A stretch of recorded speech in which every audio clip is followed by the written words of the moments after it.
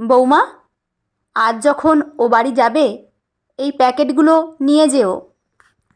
হাত বাড়িয়ে শাড়ির প্যাকেটগুলো নিতে নিতে রিনি অবাক হয়ে জিজ্ঞেস করল, কি আছে মা এতে?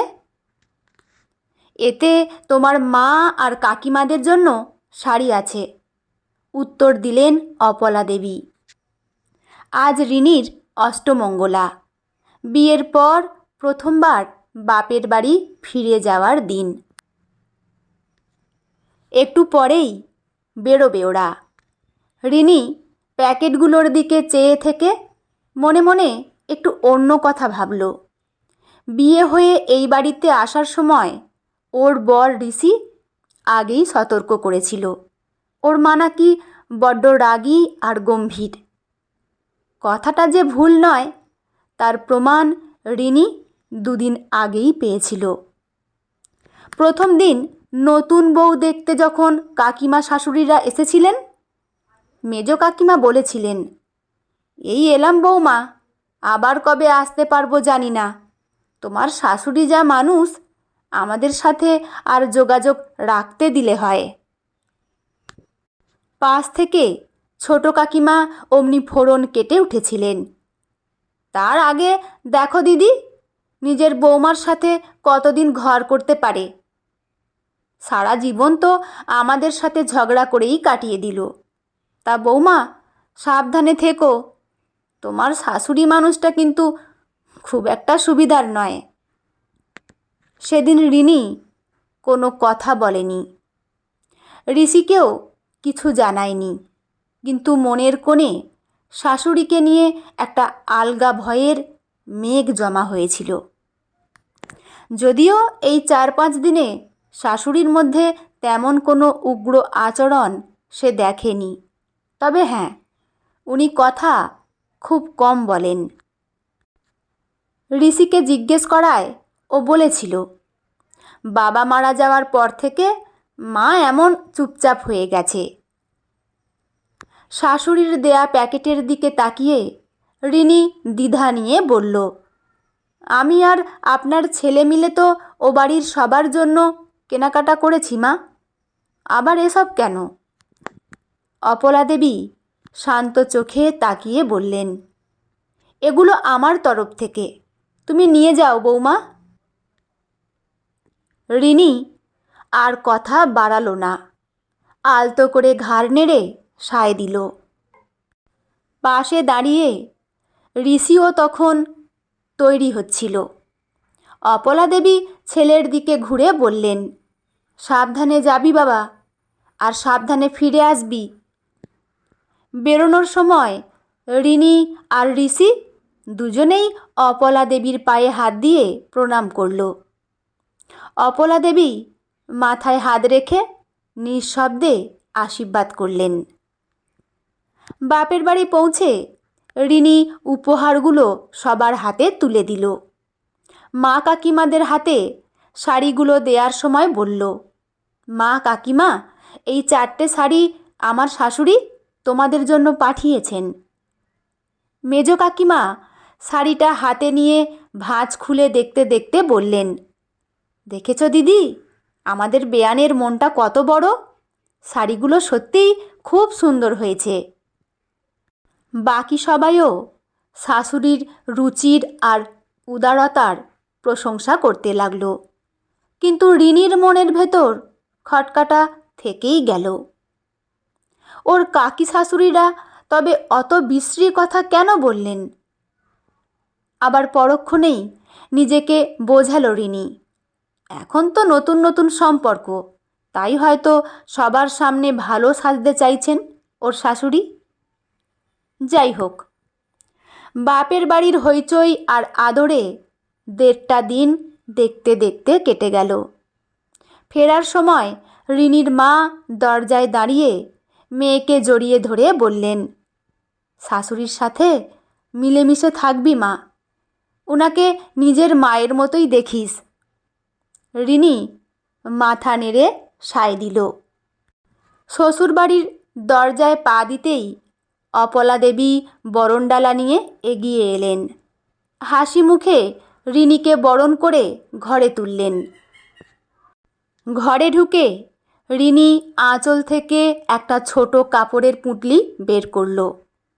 শাশুড়ির হাতে দিয়ে বলল, মা, এটা কাকিমা দিয়েছে ও বাড়ি থেকে, চাল আর সুপারি বাঁধা আছে।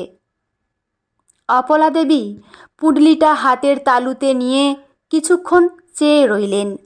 তারপর হালকা হেসে বললেন, এসব নিয়ম তোমরা আজকালকার মেয়েরা মানো নাকি? রিনি একটু ইতস্তত করে বলল, না মানে মা, আপনি যদি কিছু মনে করেন তাই নিয়ে এলাম। অপলা দেবী পুঁটলিটা টিপয়ের ওপর রেখে রিনির দিকে তাকালেন। এখানে বসো বৌমা, তোমায় কটা কথা বলি। রিনি লক্ষ্মী মেয়ের মতো খাটের একপাশে এসে বসল। ঋষি ততক্ষণে হাত মুখ ধুতে নিজের ঘরে চলে গেছে। অপলা দেবী রিনির খুব কাছে এসে বসলেন। চোখের দিকে তাকিয়ে ধীর গলায় বললেন, দেখো বৌমা, এই বাড়িটা এখন তোমারও। এই সংসারের ভালো মন্দ দেখার দায়িত্ব এখন তোমার। রিনি চুপ করে শুনছিল।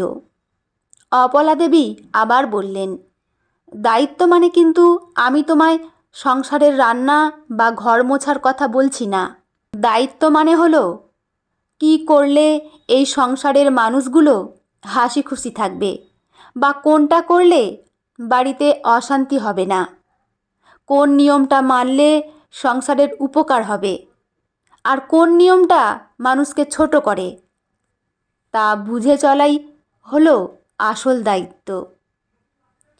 রিনি বুঝতে না পেরে শাশুড়ির দিকে চেয়ে রইল।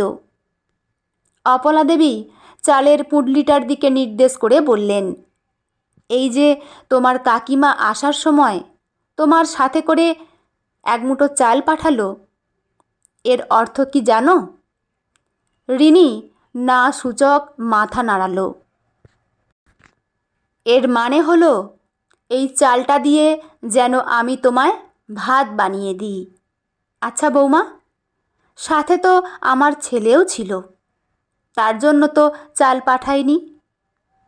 রিনি উত্তর দিতে পারল না।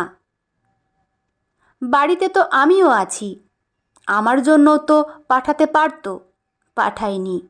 কারণ ওরা মনে করে আমাদের রান্না করার মতো চাল আমাদের ঘরে আছে, কিন্তু তোমার রান্নার মতো চাল এই ঘরে নেই। সমাজ ইচ্ছে করেই তোমায় পর করে রাখছে। রিনি অবাক হয়ে শুনছিল। অপলা দেবী থামলেন না।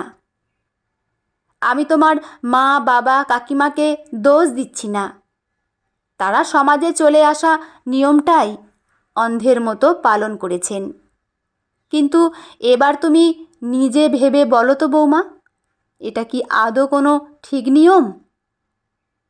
রিনির মনের ভেতর একটা ধাক্কা লাগলো। সত্যিই তো, যে বাড়িতে দুজন মানুষের নিত্যদিনের খাবার হচ্ছে, সেখানে একটা মেয়ের জন্য বাপের বাড়ি থেকে চাল বেঁধে পাঠাতে হবে কেন? সে কি এই পরিবারের অংশ নয়? অপলা দেবী আবার বললেন, যেটা তোমার নিজের যুক্তিতে মানতে অসুবিধা হবে, সেটা কারোর মন রাখার জন্য মানবার কোনো দরকার নেই। উনি আর দাঁড়ালেন না, উঠে দাঁড়িয়ে বললেন, আজ রান্নার কাকিমা আসবে না বলেছে বৌমা, আমি রান্না বসাচ্ছি, তুমি ঘরে গিয়ে ফ্রেশ হয়ে একটু রেস্ট নাও। রিনি ঘরে গিয়ে ফ্রেশ হয়ে খাটের ওপর চুপচাপ বসে রইল। মাথার ভেতর শাশুড়ির কথাগুলো ঘুরপাক খাচ্ছিল। কত সহজ অথচ যুক্তিপূর্ণ কথা। এই মানুষটাকে নিয়ে কাকিমারও অত ভুল ধারণা দিল কেন? ঋষি তোয়ালে দিয়ে মুখ মুছতে মুছতে ঘরে ঢুকে বলল, কি ভাবছো এত? রিনি চমকে উঠে বলল, কিছু না, আমি আসছি। রিনি সোজা রান্নাঘরে গিয়ে দাঁড়ালো। অপলা দেবী তখন কড়াইয়ে সবজি দিচ্ছিলেন। রিনি এগিয়ে গিয়ে বলল, মা, এবার আপনি সরে আসুন, বাকিটা আমি সামলে নিচ্ছি। অপলা দেবী রিনির দিকে তাকিয়ে মৃদু হাসলেন। রিনি হাত বাড়িয়ে শাশুড়ির কাছ থেকে খুন্তিটা নিল। অপলা দেবীও আর জোড়াজুড়ি করলেন না। হালকা হেসে সরে দাঁড়িয়ে বললেন, তাহলে আমি আনাজগুলো ধুয়ে দিচ্ছি, তুমি মশলাটা কষাও। রান্নাঘরে দুজনে মিলেমিশে কাজ ছাড়ল। ঋষি দরজায় এসে দাঁড়িয়ে মা আর বউকে একসাথে কাজ করতে দেখে স্বস্তির শ্বাস ফেলল, কিন্তু কিছু বলল না। এর দিন কয়েক পরের কথা। দুপুরের দিকে হঠাৎ দরজায় কড়া নাড়ার শব্দ শুনে রিনি দরজা খুলতেই দেখল এক মহিলা দাঁড়িয়ে আছেন। রিনিকে দেখেই তিনি একগাল হেসে ভেতরে ঢুকে এলেন। তুমি নিশ্চয়ই নতুন বউ? আমি ঋষির পিসি হই। বিয়েতে আসা হয়নি গো বৌমা, তাই আজ এলাম। রিনি ব্যস্ত হয়ে ওনাকে বসতে দিল। প্রণাম করে এক গ্লাস জল এগিয়ে দিল। পিসি শাশুড়ি একটু বসে ব্যাগ থেকে একটা ছোট কৌটো বের করে রিনির হাতে দিয়ে বললেন, একজোড়া কানের দুল এনেছি বৌমা, বিয়েতে তো আসতে পারিনি, তাই এখন দেয়া। রিনি বিনয়ের সাথে বলল, এসবের কি দরকার ছিল পিসিমা? পিসি শাশুড়ি ফিসফিস করে বললেন, আসলে আসতে পারিনি বললে ভুল হবে, ইচ্ছে করেই আসিনি। তোমার শাশুড়ি যেভাবে নিমন্ত্রণ করেছিল বৌমা, তাতে আর কোনো মানি মানুষের আসার ইচ্ছে হয় না। রিনি কিছু বলার আগেই পিসি শাশুড়ি আবার বলতে শুরু করলেন, তোমার শ্বশুর বেঁচে থাকতে আমার ছেলের বিয়েতে একজোড়া সোনার দুল দিয়েছিল আমার বৌমাকে। বেশ ভারী ছিল সেটা। তা আমার তো আর অত সামর্থ্য নেই, তাই হালকার ওপর যা পারলাম দিলাম। না দিলেও আবার কথা উঠবে, তোমার শাশুড়ি হয়তো রটিয়ে দেবে। আমার ছেলের বউকে পিসি কিচ্ছু দিল না। কথাগুলো রিনির শাশুড়ির কানেও যাচ্ছিল।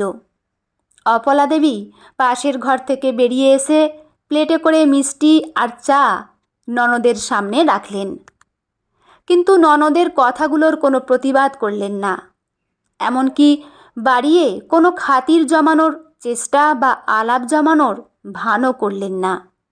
শান্ত মুখে শুধু বললেন, চাটা খেয়ে নাও। রিনির পিসি শাশুড়ি ঘণ্টাখানেক বসে নিজের মতো একাই বকবক করে চলে গেলেন।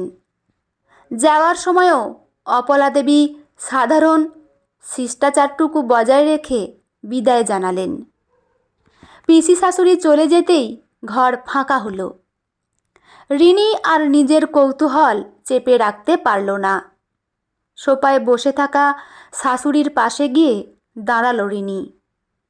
একটু ইতস্তত করে বলল, মা, আপনাকে একটা কথা জিজ্ঞেস করব, কিছু মনে করবেন না তো? অপলা দেবী চোখ তুলে রিনির দিকে তাকালেন, তারপর মৃদু হেসে বললেন, মনে করলে জিজ্ঞেস করবে না? তাহলে তো তোমার মনের কৌতূহলটা মনের ভেতরেই থেকে যাবে বৌমা। অপলা দেবী একটু সরে বসে রিনিকে পাশে বসতে ইশারা করলেন। রিনি বসতেই বললেন, বলো বৌমা, কি বলবে? রিনি থতমত খেয়ে বলল, আসলে মা, যেদিন কাকিমারা এই বাড়িতে এসেছিলেন সেদিন আমাকে আপনার নামে অনেক কিছু বলেছিলেন, আর আজ পিসিমাও কত কি বলে গেলেন, তাই ভাবছি ওনারা আপনার সম্পর্কে কেন এমন কথা বলেন। অপলা দেবী শান্ত চোখে রিনির দিকে চাইলেন, তারপর বললেন, তাই বুঝি? তা বৌমা, এই কদিনে তোমার আমাকে কেমন মানুষ মনে হচ্ছে?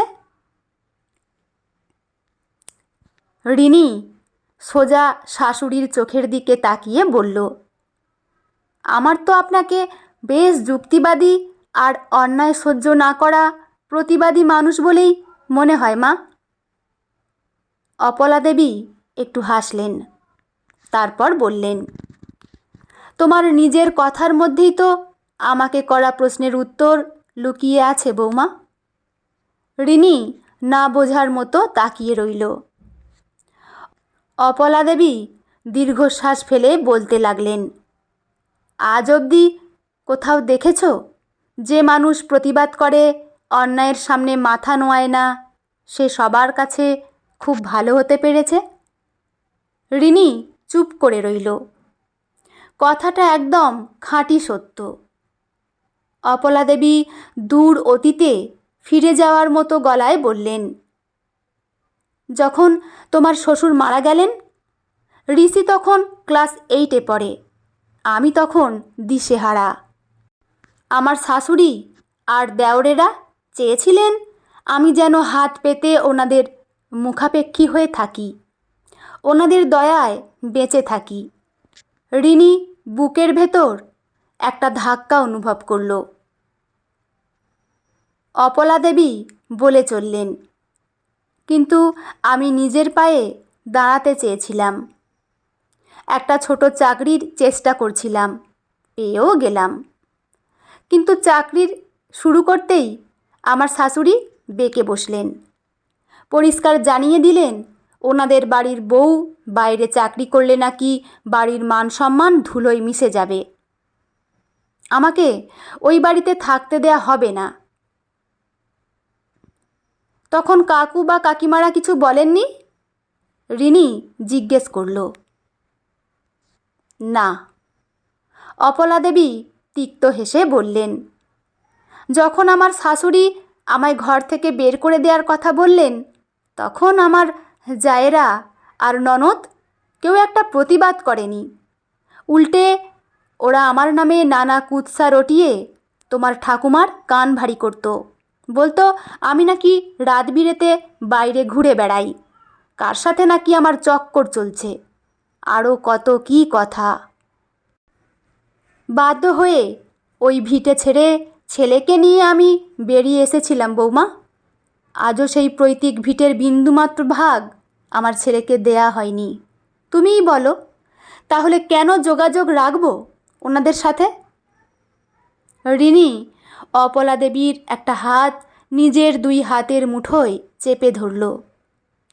অপলা দেবী বললেন, যারা আমার বিপদের দিনে আমায় দেখে হেসেছে, আমায় রাস্তায় বসাতে চেয়েছিল, আজকের সুখে স্বাচ্ছন্দ্যে কেন তাদের সঙ্গী করতে যাব বলো? রিনি শাশুড়ির হাত দুটো নিজের 2 হাতের মুঠোয় আরও শক্ত করে চেপে ধরল।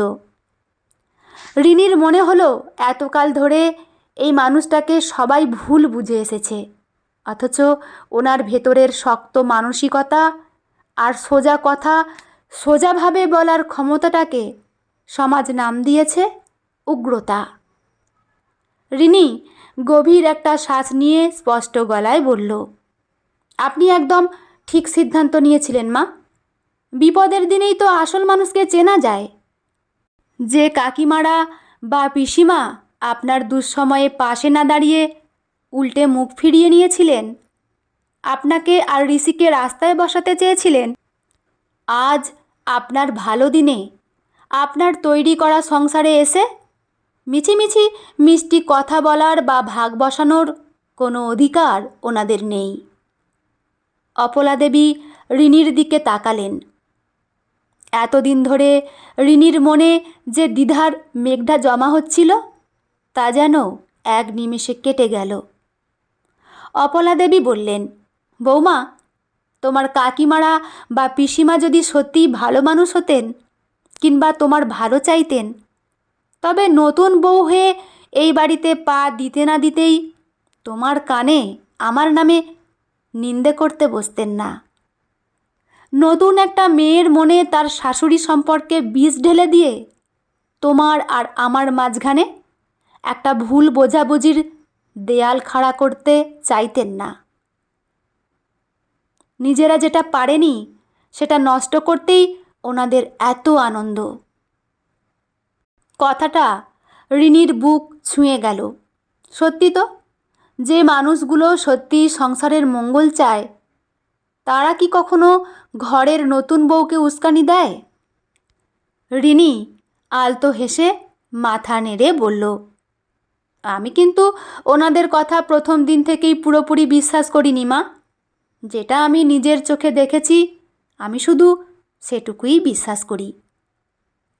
অপলা দেবী শান্ত মুখে রিনির দিকে চেয়ে রইলেন, যেন রিনির ভেতরের পরিণত মানসিকতাটাকে মেপে নিচ্ছিলেন।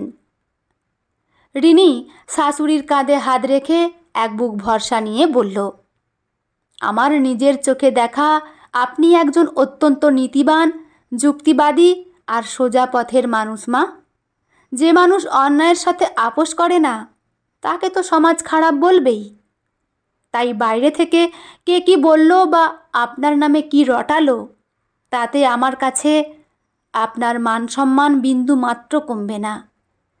আপনি আমার কাছে প্রথম দিন যেমন শ্রদ্ধার ছিলেন, আজ তার চেয়েও অনেক বেশি অপত্র স্নেহের জায়গায় চলে এলেন। অপলা দেবী বললেন, এই বিশ্বাসটুকুই তো আসল বৌমা। সংসারে টাকা পয়সা বা নিয়মকানুন যাই থাক না কেন, এই বিশ্বাস আর পরকে আপন ভাবার মানসিকতাটুকু যদি সংসারের প্রতিটা সদস্যের মধ্যে থাকে, তবেই না একটা বাড়ি সত্যি সত্যি সুখে শান্তিতে ভরা পরিবার হয়ে ওঠে।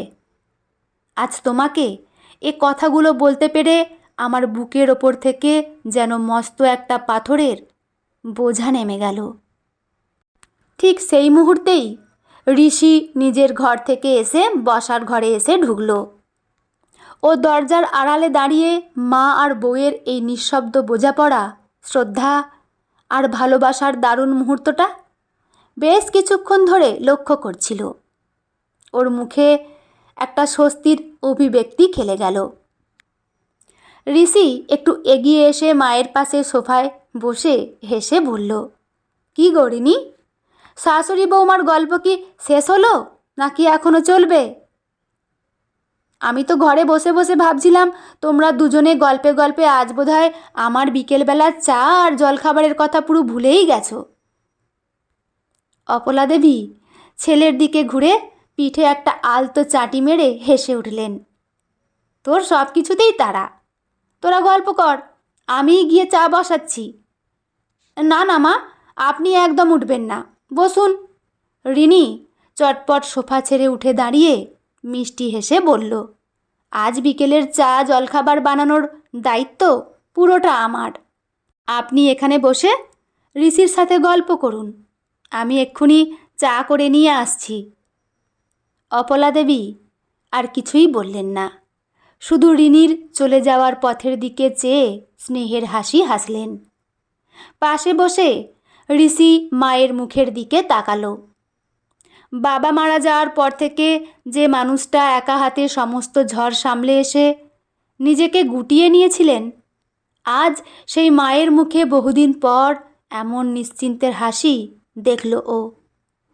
রিনি রান্নাঘরে গিয়ে চায়ের জল চড়াতেই ওর মনে হলো, কাকিমারা বা পিসিমা বাইরে থেকে যাই বলুন না কেন, ও আসলেই ভাগ্যবতী। শক্ত ভিতের মতো খাঁটি মানুষকে নিজের শাশুড়ি হিসেবে পেয়েছে। আর এই পরিবারটাকে কুটিলতা থেকে বাঁচিয়ে ভালোবাসায় আগলে রাখার দায়িত্বটা এখন সত্যিই ওর। ব্যক্তিগত অভিমত, বাইরের মানুষের রটানো কথায় কান্না দিয়ে নিজের চোখে দেখা সত্য ও যুক্তিকে বিশ্বাস করাই বুদ্ধিমত্তার পরিচয়। অন্যায়ের প্রতিবাদ করা শক্ত মনের মানুষকে সমাজ প্রায় ভুল বোঝে, কিন্তু পারস্পরিক বিশ্বাস ও শ্রদ্ধা থাকলেই একটি পরিবার প্রকৃত সুখে শান্তিতে গড়ে ওঠে।